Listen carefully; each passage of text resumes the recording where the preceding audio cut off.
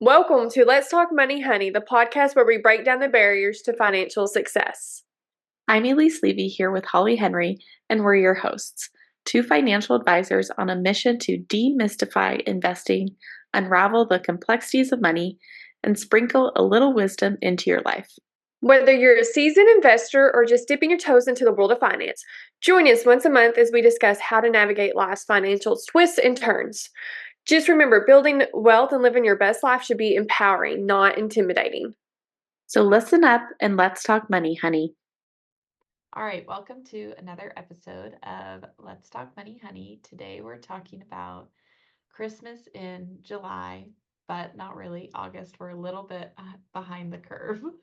That's how we roll. Is we're a little bit behind, but we're still ahead of the holiday season. So I still feel like this is a very timely episode that we need to be doing.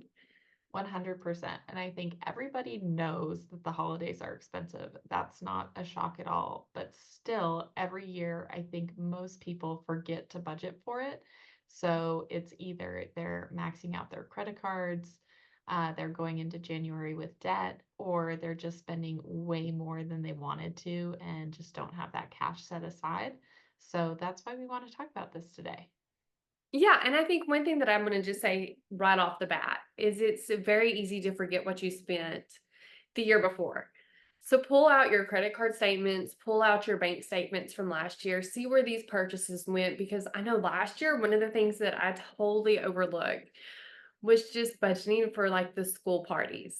And so the cost to be sending food to both my kids' classes, to be sending gifts to different kids. Not even just that, some of their sporting event teams had, gifts that needed to be sent. The gifts that go to like the coaches, the teachers, the employees, that sort of stuff that we may just overlook, go back and check. Because I was thinking, even for the food, probably wasn't more than $50, but in the midst of money going every which way in that season, $50 can really just add up. Oh, yeah. And, so many people are coming back to your hometown during Christmas. So I feel like you're a lot more social during that period of time. And so you're going to cocktail parties, work events, and like you're bringing a bottle of wine, you're bringing a present, and it just adds up really quickly. And I did look it up because I was curious. So on average, last year, a person in the US spent $1,000 on Christmas Mhm. or the holidays. And I believe it. That number does not seem crazy I to me. actually think that that's low. I mean, That if was I for an individual versus a family. A okay, family so has that to be that makes higher. sense. That makes sense because last year I hosted Thanksgiving and the food alone was ridiculous.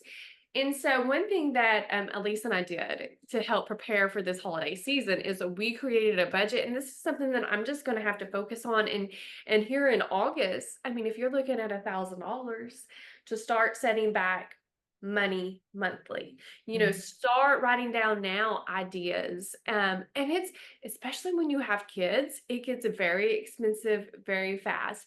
I was just fussing with Elise that my daughter has discovered Lululemon. And so she just went and got a Lululemon sweater. And what I paid for that was ridiculous. And I'm sure she's going to be asking for more Lululemon, Sephora. She's getting to the age where everything's just a little bit more expensive. So I want to start looking now, like what can I find on sale at these stores? Here it is, August. Yeah. Um, and start kind of budgeting and getting an idea. 100%. I think like when you build that budget, which all you have to do is message us and we'll send you our budget worksheet. But when you work on that budget and you come up with your number, then you can just divide it by 4 and save that the next 4 months. And then don't count December because you're going to have extra expenses that you don't plan for, like always. It always happens.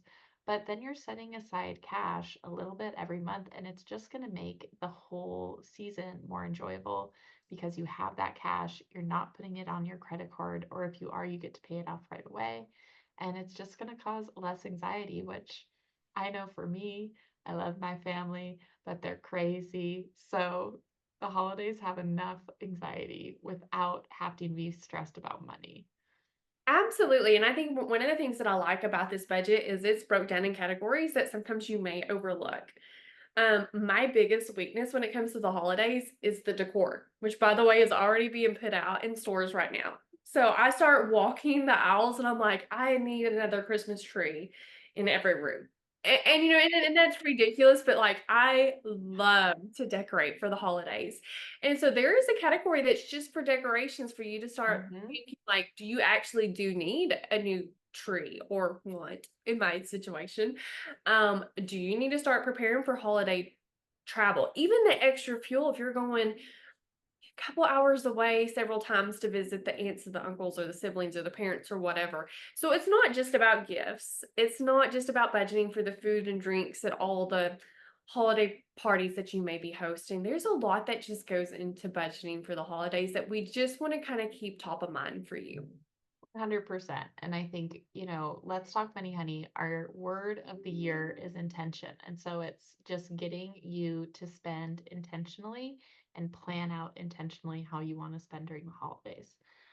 So we are going to talk about gifts though, because I think, you know, Christmas is about gifts, especially if you have kids. Santa Claus comes, but it doesn't always have to be. And I do think there's kind of like a turn in our society, and people are getting less materialistic and want to kind of change that routine and not give their kids a ton of gifts.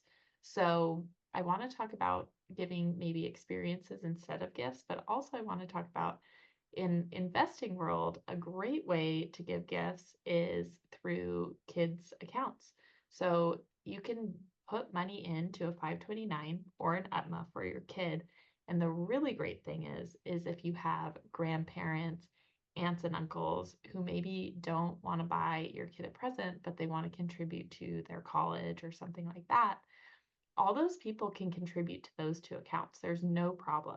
It does not have to be you, the parent, contributing. So they can write a check, it can go into the account, and it can be going to your kid's future education, which I think is pretty cool.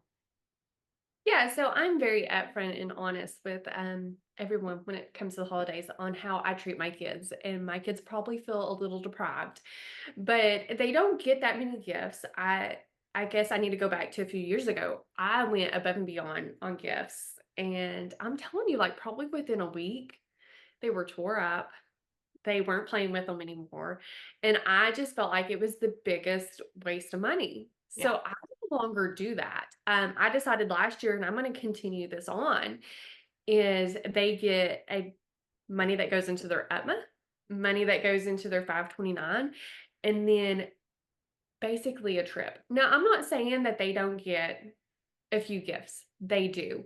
Um, they don't need a lot of materialistic things. I feel like they're going to need these UTMA accounts later on more than what they need, probably the latest trend. Now, my kids will tell you otherwise. My daughter will tell you she needs the newest accessories for her cell phone.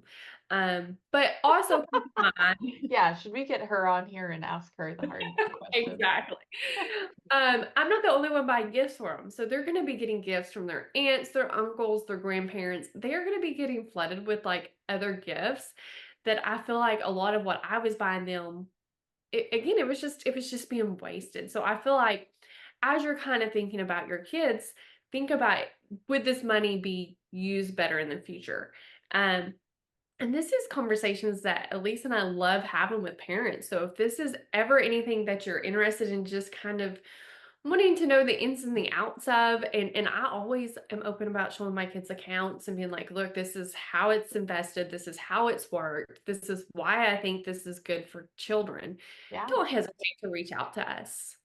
Absolutely. And I want to, as a person who does not have kids, I want to talk about adults. And you can also cut back for adults. So we started doing this a couple of years ago, and it's been really fun because we don't have any kids in our extended family. It's all adults right now. And we're like, why are we buying each other presents? This feels You. so weird. Oh, So I'm so we glad someone do. else said. Oh, yeah. So we do Secret Santa. So you're getting one gift for one person. And it's actually really fun.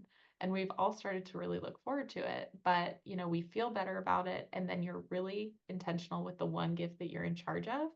And the night of when we get to unwrap on Christmas Eve, it's really fun and it's like a new family tradition that we've started. So you don't have to cut back just for kids as well. You can do it for adults too.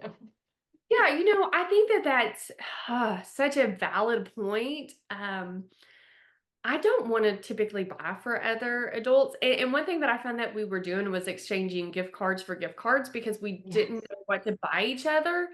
And then And I was like, how many gift cards get unused? okay, yes, yes. And then I just think if it's $30, chances are, whatever the cap is, if I wanted it, I would just go and buy it. And so I know one thing that my family has done for the siblings is we normally like make or kind of do the gag gifts. Like I had the brother that made us all wine. And Oh, yeah, like, and that's I loved it. awesome. Yes, because it came from like the water came from a spring that was on family land, and he just tried to tie it in to make it all really unique. And that was probably one of my favorite gifts. Oh, I love that.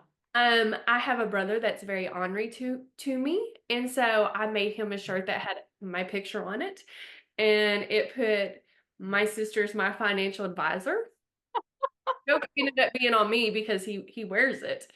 But we just try and get a little bit more creative and have fun with it instead of just doing gift cards for gift cards. Yeah. Yeah, exactly. And like go back to what it's all about. So I think those are all really good advice tips for going into the holidays. Did we miss anything? You know what? One thing that I'm very curious about is if any of you are listening that have great holiday tips on how you cut back financially or what your family does that you think is great that could be passed on, let us know because we are always open to suggestions and we want to pass it on to our clients too. Absolutely. We'd love to share with our audience. So share your personal tips and tricks to save money. All right. Tune in next time.